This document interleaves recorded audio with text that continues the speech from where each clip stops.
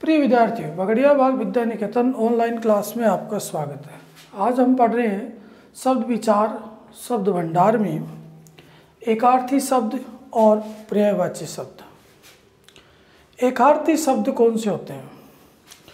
कई शब्द ऐसे होते हैं जिनके अर्थ एक जैसे लगते हैं, लेकिन उनमें कुछ सूक्ष्म अंतर होता है। इसे शब्दों को हम एकार्थी शब्द कहते हैं। बोर्ड के ऊपर चार शब्द लिखे हुए हैं। पहला शब्द है अस्त्र।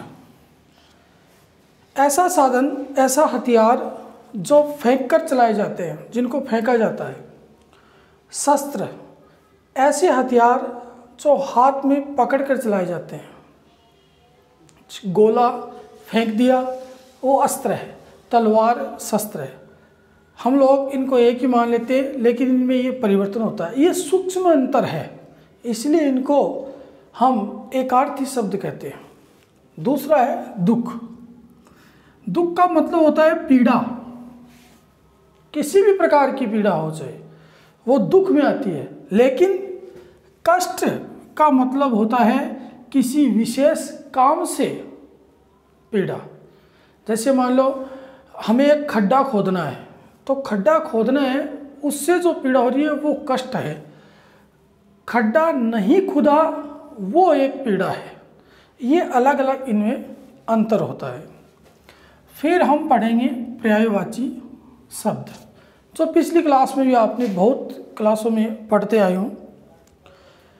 जिन शब्दों के अर्थ में समानता होती है, ऐसे शब्द पर्यायवाची शब्द कहलाते हैं। लेकिन इन शब्दों में समानता होते हुए भी कुछ विशेषता होती है।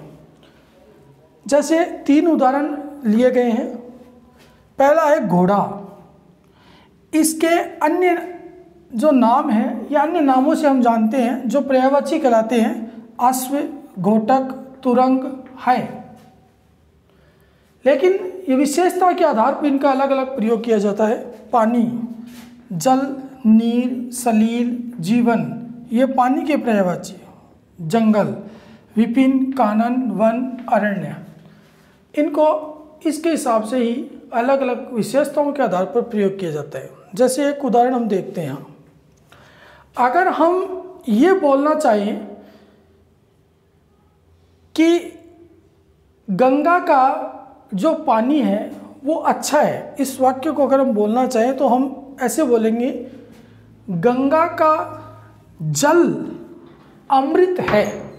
लेकिन अगर हम किसी नाली में जो पानी चल रहा है उसको हम बोलेंगे, तो हम बोलेंगे कि नाली का पानी गंदा है। वहाँ हम ये नहीं बोलेंगे नाली का जल गंदा है। इसलिए विशेषता के आधार पर इन पर्यायवाची शब्दों का प्रयोग किया जाता है। तो आज के अध्याय में हमने पढ़ा एकार्थी शब्द और पर्यायवाची शब्द। अगली ऑनलाइन क्लास में हम नए अध्याय के साथ फिर मिलेंगे। तब तक के लिए धन्यवाद।